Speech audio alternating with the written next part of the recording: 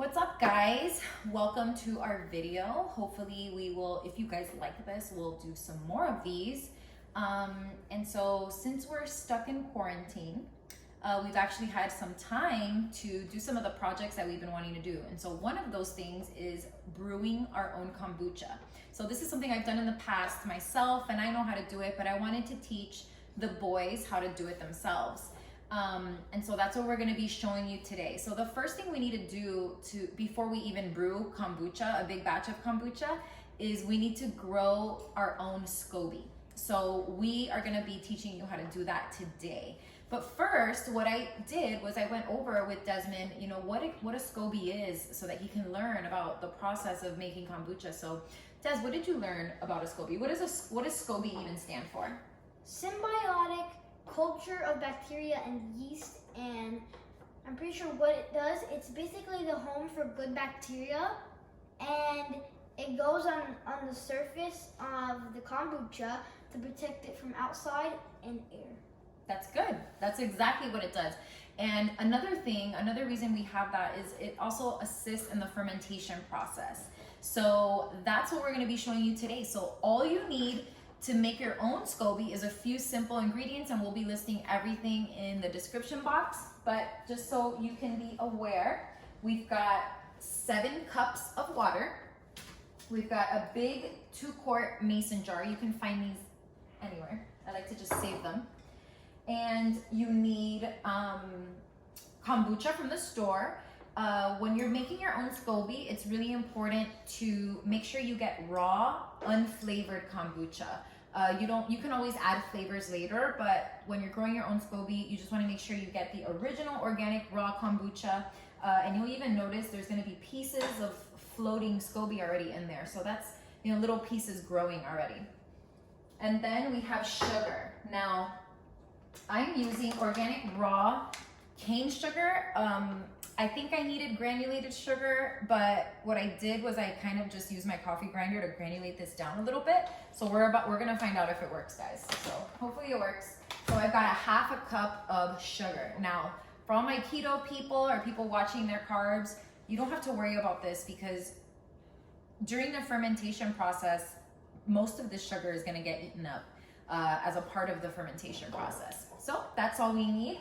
Now the first step, we've already got our 7 cups of water here, and we need to boil that. Now, you could do it on the stove, but I have this nifty kettle, basically, that boils water pretty quickly. And I'll definitely link this on Amazon. This thing is a lifesaver if you make tea, if you're a tea drinker. This thing is the bomb. It's already bubbling. Yeah, it's really cool. It's awesome. So yeah, we'll be back after this water gets boiling. We'll show you the next step. All right, guys, we're back. And one of the things that I forgot to mention in the last clip with the ingredients was you need black tea. So I have got some organic black tea bags here, and you could use other teas. And when I go to brew my regular batches of kombucha, I do half green, half black, but you always need black tea. And the reason for that is because I don't know the specifics, but I know that there's something particular about the tannins in black tea that assist in the fermentation process, and so you need black tea to make kombucha. Now, my water was already boiling. It was boiling pretty rapidly. Let's see. Yep, there it goes. It's boiling. This thing is the bomb, by the way. So what I'm gonna do is I'm gonna take it out of here. All right, we're back. So what we're gonna do is we're gonna put our sugar, our 1/2 cup of sugar, and we're gonna put our water. We're gonna make our sweet tea. Okay, so I'm gonna put all of this water, 7 cups. And Dean is going to very slowly, so that he doesn't burn himself, stir that in, so. Very nice. Now what we're gonna do is put the black tea bags. You wanna put those in there? Sure. And we're just gonna let this, you can just throw them all like that, it's fine. All right, so now that we've put our sugar and our tea bags in here, and we give it a good stir, the sugar should be completely dissolved. we're just gonna allow this, guys. We're gonna allow this to steep for 10 minutes. And then I'm gonna remove these tea bags. And then what I'm gonna do is I'm gonna let this tea come down to room temperature. You don't wanna put it when it's hot. You don't wanna go to the next step when it's still very, very hot. So we're gonna let this get to room temperature and we'll be back to show you the next step. So we are back now and our tea is at room temperature. We let it cool off. We've removed the tea bags that were in there. And that's it, guys. It's super easy from here. Last steps, we're gonna pour this into our mason jar. We're gonna pour this tea, the sweet tea, into our mason jar. Then what we're gonna do is we're gonna take a cup of this kombucha and mix it in. It's kind of like a starter because this already has the bacteria.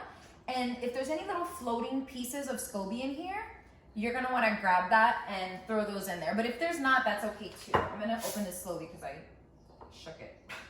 All right, so, we're gonna pour it in. I like it, that stuff. Watch out so they can see. It's yum yum. We're gonna pour it in. Okay, now you can stir it just a little, very slowly. Yeah, very, all the way down, all the way down. Give it a stir. Give it a little whirl. This is not gonna fit in there. That's good. So now all we have to do is, you can use a coffee filter, guys. A coffee filter works. You can use a tea towel. You could use a cheesecloth. I used to use like those white kitchen towels, but the ones that are really thin and breathable, you can find them at Walmart. Anything kind of breathable. So what we're gonna do is cover this, and we're gonna put a rubber band. We're gonna put a rubber band around it. Can you hold that down? Yep. Yeah, thank you. Good helpers. All right. Okay. So now this is our product. This is what we've got. So what I'm gonna do with this now, that's okay. Okay, so what we're gonna do with this now is we're gonna set this in a room that there's not too much activity in the room.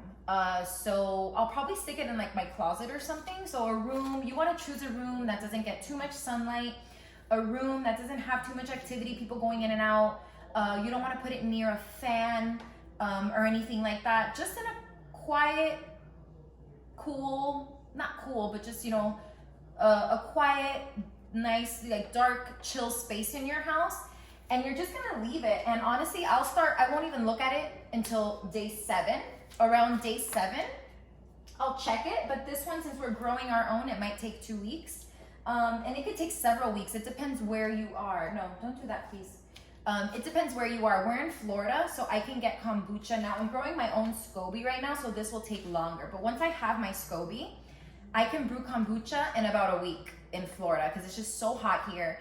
And I can have kombucha in a week. So it just really depends where you are. You want to touch it. You want to just peek in on it and see how your culture's doing. And you know what, guys? We'll keep you in on the process. I'll go ahead and record it as we go along so that you guys can see the process. You guys have fun? It's so fun. Is this cool? Yeah. All right, cool. Bye, guys. Bye. What should they do? Should they subscribe? Yeah. Subscribe. Like. Comment.